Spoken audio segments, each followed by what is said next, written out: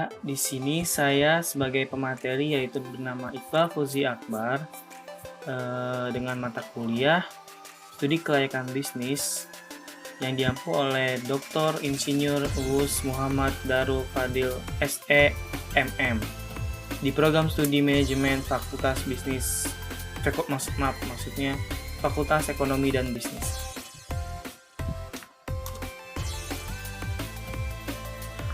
Materi yang akan saya bahas di sini ada aspek identitas, kajian pasar dan peluang pasar, kajian aspek legal, aspek finansial, aspek teknis, teknologi dan operasional, dan yang terakhir kesimpulan.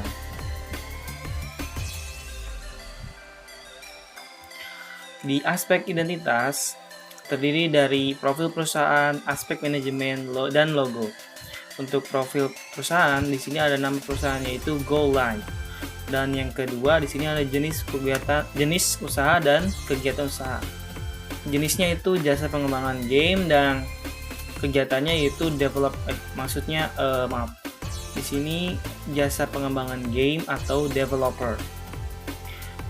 Yang ketiga ada alamat di Dusun Ulekan, Desa Sukareja, Kecamatan Teluk Jambe Timur, Kabupaten Karawang. Pemiliknya yaitu saya sendiri, yaitu Iqbal Fauzi Akbar, dan tanggal pendiriannya 4 September 2018. Nomor teleponnya 021 3793 002. Lalu untuk aspek manajemennya, di sini saya sebagai CEO Iqbal Fauzi Akbar dan ada sekretaris bernama Rini Julianti. Lalu ada finance atau keuangan Sinta Yulianti. Oke. Dan kepala departemen marketingnya ada Yusuf Bahari. Kepala Departemen Teknikal Tubagus Wahyudi, dan Kepala Departemen Kreatif Saliha Switarman, Kepala Departemen Desain Joko Triyono. Lalu dalam aspek legal di sini ada jenis perusahaan yaitu PT Karawang Jaya Geni, yaitu perusahaan terbatas. Jenis izin usahanya di sini saya sudah mengampungkan yaitu surat izin usaha perdagangan SIUP nomor 12 garis miring 031 garis miring 2590 garis miring 03111980 garis miring 237. Untuk akta notarisnya nomor 31 tahun 2018 dikeluarkan oleh Muhammad Ahmad Batiar SH MH.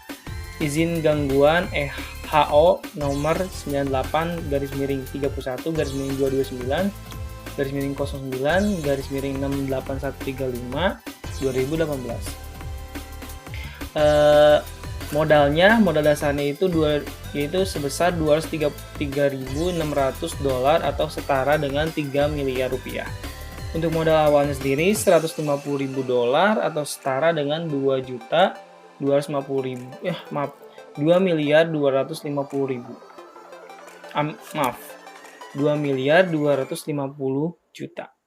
rupiah. Untuk kapasitasnya sendiri ada luas tanah yaitu 1.500 meter persegi, lalu untuk luas gedungnya 1.000 meter persegi. Luas kantornya sendiri 500 persegi, durasi kerja di sini 8 jam. Lalu cakupannya itu internasional. Struktur organisasinya di sini sama hal dengan yang tadi di aspek identitas. Di sini ada saya sebagai CEO dan segala macam bisa kalian lihat sendiri. Lalu di bawahnya ada bagian divisi yaitu divisi marketing. Terdiri dari divisi marketing, di situ ada sub-nya lagi yaitu promotion, Amanda Nicholas, There's No Limit, Jessica Jen. Lalu di divisi teknikal ada programmer, Corigor atau Hali Lingard, Transport Ferrari.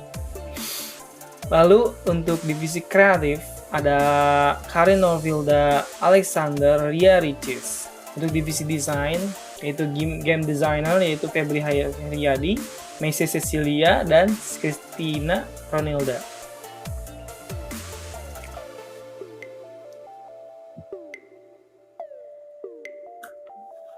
Lalu di sini ada kajian pasar dan peluang pasar. Di sini Di sini ada segmentasi pasar dari segi wilayah bisa mencakup seluruh dunia karena kita bekerjasama dengan publisher ternama dunia yaitu Steam. Cakupan bisa sangat luas dan juga pengguna dari publisher ini biasanya beragam dari dewasa sampai anak-anak. Namun untuk segmentasi yang kita pilih ialah 18+. Kenapa kita memilih 18+? Karena genre dan rating dari game-game yang kita keluarkan semuanya memiliki unsur kekerasan yang dimana tidak baik untuk para siswa yang masih bersekolah. Maksudnya di sini gak terlalu berlebihan dalam kekerasannya, namun hal ini kita mencari keamanan saja. Lanjut ke target yang kita ambil di sini adalah kalangan dewasa yang sudah bekerja karena mereka biasanya royal dalam sebuah game yang mereka suka dan akhirnya mereka akan membeli item-item dari game tersebut. Dan item yang mereka beli di sini akan menjadi pemasukan kita semua. Maksudnya pemasukan dari perusahaan. Lalu di sini ada jenis pasar yang dituju. Jenis pasar yang ditujunya itu oligopoly karena jenis dari produk ini adalah game online berjenis peperangan dan hal tersebut banyak dikeluarkan oleh para pesaing. Jenis produknya yaitu produk yang akan dikembangkan ada beberapa game, namun paling mencolok salah satunya ada Valorant. Penjualan item in-game meningkat tiap bulannya saat rilisan game ini. Peramalannya di sini di kita mulai dari tahun 2021 sampai 2025. Dari tahun 2021 sampai 2025. Lalu penjualannya 100.000 di 2021, 2022 110.000 dan sebagainya. Untuk X-nya itu 0, 1, 2, 3, 4 dan X2-nya 0, 1, 4, 9, 16, XY-nya 110 dan segalanya. Lalu untuk penjelasannya N sigma XY sama dengan dikurang sigma X dan sigma Y lalu dibagi dengan N sigma X 2 kurang sigma X pangkat 2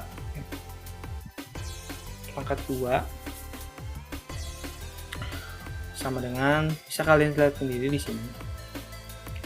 Hasilnya Y 2026 sama dengan A tambah BX sama dengan 91,75 tambah 12,14X hasilnya 91, hasilnya lagi yaitu 164,59. Dari persaingannya sendiri yang ada di produk ini yaitu kan Valorant. Produk yang biasa di game FPS ini biasa memang banyak pesaingnya. Oleh karena itu, kami selaku developer melakukan pengupgradean server dan juga gameplay yang menarik supaya menarik para pengguna FPS yang ada di seluruh dunia. Kami pun akan selalu memperluas lahan perusahaan. Kenapa? Karena untuk server sendiri penampungannya harus lebih luas dari yang bisa dilakukan. Kenapa? Karena untuk menampung para game dari berbagai dunia, berbagai macam player di dunia ini. Lanjut ke bauran pemasaran.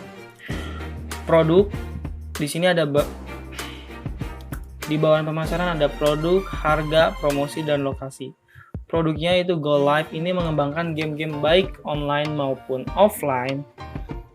Dan online yang tadi itu bernama Valorant. Nanti akan kita bahas game yang offline.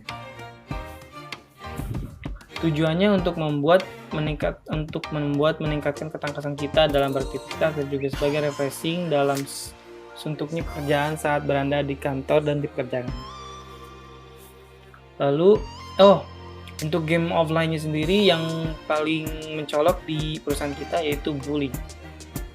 Lalu di sini ada promosi yang dilakukan adalah dengan memanfaatkan media sosial seperti Instagram, Facebook, Twitch, dan YouTube dan Twitch sendiri. Kami akan mencoba merekrut para influencer yang ada di dunia maya ini, maksudnya yang sedang hits di kalangan anak gamers, untuk tujuannya untuk membelikan item-item game atau segala macam.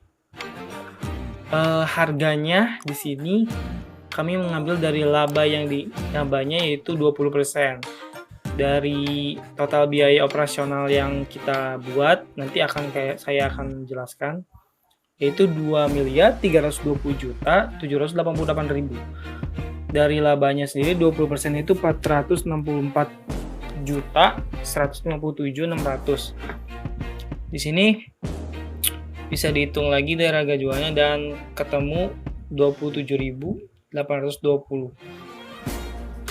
Itu salah satu contoh dari item game atau untuk game offline yang akan kami jual. Lokasinya sendiri, Go Live berada di lokasi yang strategis karena dekat dengan pusat kota dan juga jalan tol. Aksesnya pun mudah dan tidak membuat bingungan bagi yang pertama kali kantor ini. Lokasinya berada di Ulakan, Jambe Timur, Karawang. Sasaran pasarnya sendiri mencakup internasional yang sebelumnya saya jelaskan. Tujuannya agar bisa membuktikan bahwa game karya anak bangsa ini bisa bersaing dengan game-game luar. Di sini lokasinya kita mengambil dari kebutuhannya, ini lokasi yang ideal, dan di sini ada 3 sampel, yaitu Teluk Jambe Timur, Kelari, dan Kertabumi. Setelah dihitung akhirnya didapatkan yaitu Teluk Jambe Timur yang saat ini kita tempati dengan perolehan 93 poin dibanding pesaing yang lain. Lalu di sini ada bangunannya, yaitu ruang kantor yang memiliki ukuran, di sini belum saya upgrade, Jadi di sini luasnya itu 1000 meter persegi. Lalu luasnya itu 500 meter persegi. Berhubung perusahaan Go Live ini adalah perusahaan pengembang game, yang dimana tidak terlalu makan tempat besar karena tidak membutuhkan ruang yang berisi komputer dan server. Tapi tidak menutup kemungkinan akan memperluas perusahaan kita atau kantor kita. Berikut layoutnya. Layoutnya sendiri di sini ada ruang komputer yang cukup luas dibanding yang lain. Kenapa? Karena kebutuhan dari sebuah developer game, yaitu ada ruang komputer dan server. Di sini juga ruang server pun lebih luas dari yang lain. Ada ruang pantry, ada tempat resepsionis, ruang tunggu untuk mungkin customer atau bagaimana bisa menunggu di tempat itu. Ada toilet juga. Lalu ada ruang marketing dan juga ruang meeting. Peralatannya di sini kita ngambil dari juta ya. Laptop kebutuhannya 2 pieces dengan harga 15 juta. Total harganya 30 juta dan bisa kalian lihat sendiri di sini.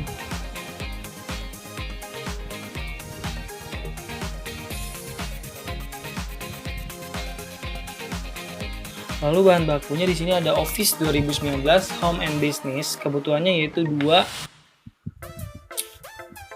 piece dengan harga 15 juta. Total harganya 30 juta. Blender 15 juta. Lalu sini ada Autodesk Maya, Unreal Engine. Lalu di sini ada flowchart untuk membuat gamenya. Penentuan game yang akan diproduksi, merancang desain story, mendesain karakter, pemrograman game, game test, mempromosikan dan mempublish. Maaf untuk tanahnya mungkin yang di bawah salah. Nanti akan saya jelaskan lagi yang tadi seperti tadi. Untuk pertama ada penentuan game dulu, lalu merancang game design story, mendesain karakter, programan, game testing, mempromosikan, lalu mempublishnya. Kriteria yang kita ambil di sini ada kepala divisi minimal S2, sekretaris minimal S1, finance minimal S1, divisi marketing minimal S1, divisi technical minimal SMA atau SMK, divisi kreatif minimal SMA dan SMK, divisi desain minimal SMA dan SMK, lalu resepsionis, satpam, dan OB.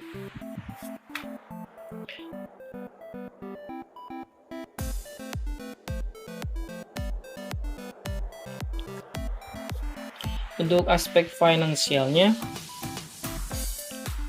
ada biaya pra-investasi, biaya studi 50 juta, biaya perizinan 30 juta, total biaya 80 juta, biaya aktiva tetapnya, aktiva tetap berwujud bangunan 250 juta, kendaraan 100 juta, mesin 150 juta, peralatan 100 juta, perlengkapan 30 juta, dan total biaya 530 juta. Aktiva tak berwujudnya merek dagang 5 juta, total investasinya yaitu sebesar 615 juta. Lalu penyusutannya ada bangunannya itu 3.899.000 per bulan, yaitu total 46.788.000. Bisa kalian lihat sendiri.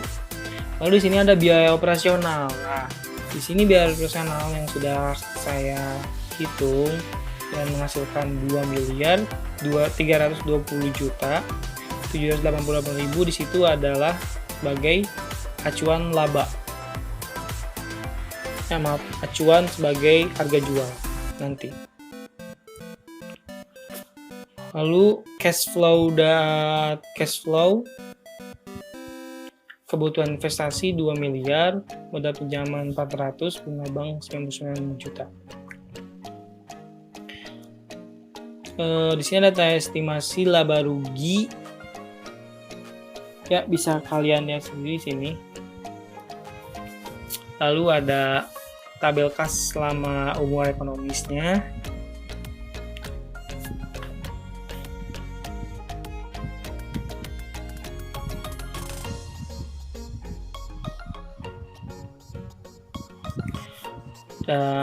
Penilaian kelayakan investasi yaitu payback period investasi 2 miliar 418 juta, kas besi tahun 1 173 juta 934.7.684 dikurang menghasilkan 2 miliar 244 juta 26.316 rupiah.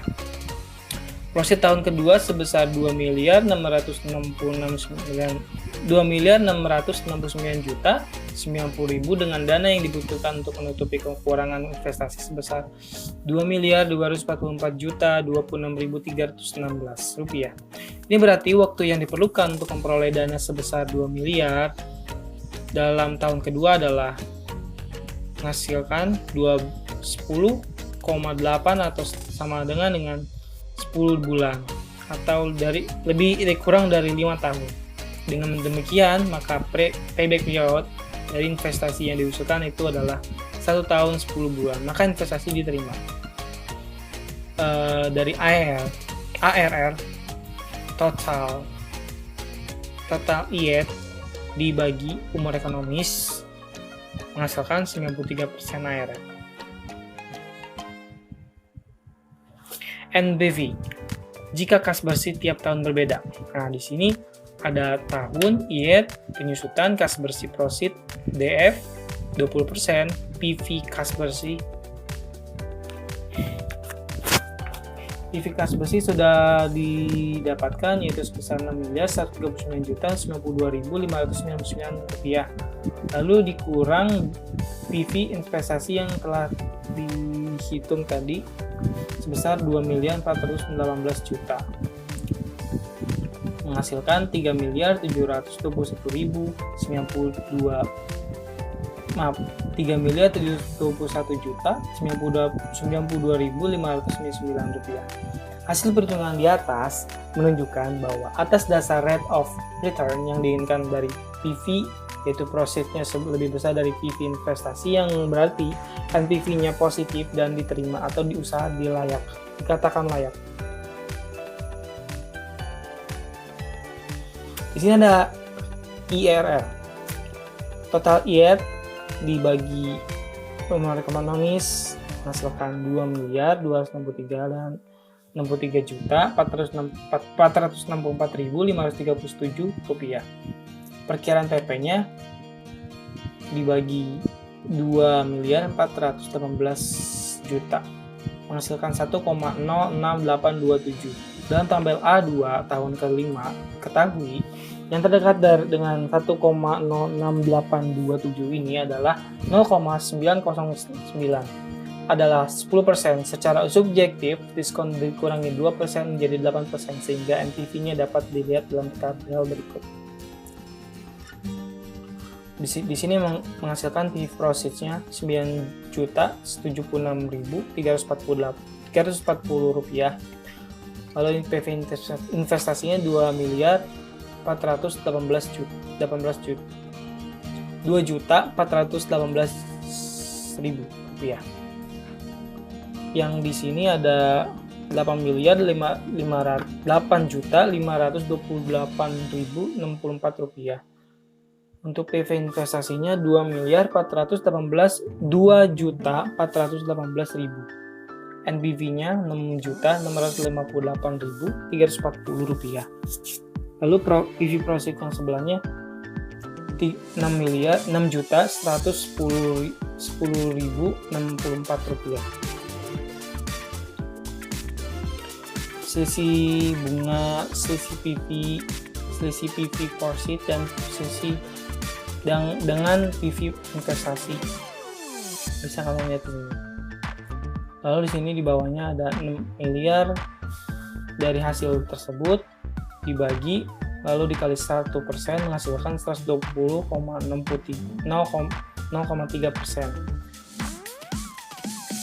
PI, Profitability Index PI, profit dibagi PV investasi menghasilkan 2,53 dan itu lebih dari 1. Hasil perhitungan di atas bahwa kas masuk lebih besar dibandingkan kas keluar PI lebih besar dari 1, maka dapat diterima. Kesimpulan dari perhitungan finansial tadi, PP 1 tahun 10 bulan, 5 tahun standar pengukurannya, keterangannya baik, ARS 93%, standar pengukuran 10%, yaitu baik, ada IRS 120%, standar pengukuran 8% yang mungkin tidak baik. Lalu ada NPV 3.721.000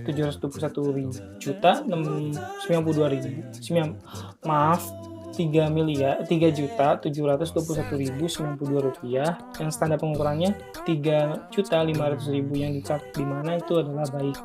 Lalu PI hasil pengukurannya 2,53, standar pengukurannya 1 yaitu baik.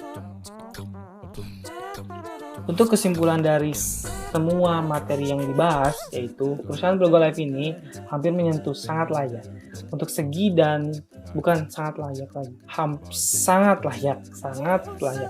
Untuk segi teknis dan segalanya sudah layak, dan baik segi bangunan juga sudah layak, strategis, fasilitas yang diberikan pun cukup memadai, bahan bakunya terjamin, dan peralatannya lengkap. Lalu untuk aspek finansialnya mungkin bisa diperbaiki di IRR yang tadi. Dan selebihnya terkendali dengan baik. Di sini ada review beberapa rekan yang telah membaca atau memahami materi yang saya bahas ini. Di sini ada Cika Syifaudiansyah. Perencanaan bisnis ini jika dilihat dari spek-spek yang ada sangat baik atau cukup baik. karena identitas perusahaannya jelas, perusahaan sudah mempunyai legalitas, perincian finansial juga jelas. Selain itu, jika dilihat dari hasil penilaian kelayakan investasi dengan besar, memiliki hasil yang baik, layak untuk mendapatkan investor. Tapi ada satu poin yang masih kurang layak. Mungkin penulis bisa lebih mengkoreksi agar poin itu bisa lebih baik. Ya, terima kasih untuk Cika Siva, dan dengan reviewnya itu akan saya perbaiki lagi untuk mungkin finansial yang mungkin Cika jelaskan. Lalu di sini ada Salva Alivatika, perencanaan proyek sangat menarik dalam segi pasar, bisa menyentuh dunia internasional. Tapi sayang sekali dalam penilaian kelayakan ya sama seperti Cika Siva, mungkin di situ ya saya akan memperbaiki hal itu. Lalu di sini ada Ivani Permatasari, seperti yang Bapak sebutkan PPT penalisis pengembangan game dari Iqbal, menarik, semua aspek dijelaskan rinci, apalagi game ini banyak dimainkan untuk mengisi waktu pas PSBB. Saya merasa tertarik dengan logonya yang simple namun punya daya tarik. Oh, terima kasih. Analisis studi bisnis ini patut untuk diperhitungkan. Ya, terima kasih untuk Fanny. Saya sangat bahagia dari yang Fanny jelaskan ini. Terima kasih. Lanjut untuk Fikri Iqbal. Di sini ada analisis perencanaan proyek untuk jalankan dengan aspek legal yang sudah ada. Semua aspek yang dijelaskan dengan cara rinci, dan untuk saat ini perkembangan game lebih banyak mainkannya hingga saat dan layak untuk diinvestasikan. Ya, terima kasih untuk Fikri Iqbal. Memang dengan saat ini di pandemi ini, game yang sangat banyak digandrungi karena para karyawan, baik karyawan atau mahasiswa atau siswa pun di sini mengharuskan untuk online dan tidak ada di luar. Karena hal itu, daripada membuat bosan di saat PSBB ini, mereka akan memainkan game. Lalu ada Fijar Aditya, melihat dari berbagai aspek yang dijelaskan di sini cukup jelas. Tentu perusahaan ini layak untuk dijalankan. Ya, terima kasih untuk Fijar, untuk semuanya yang telah memberikan review. Terima kasih.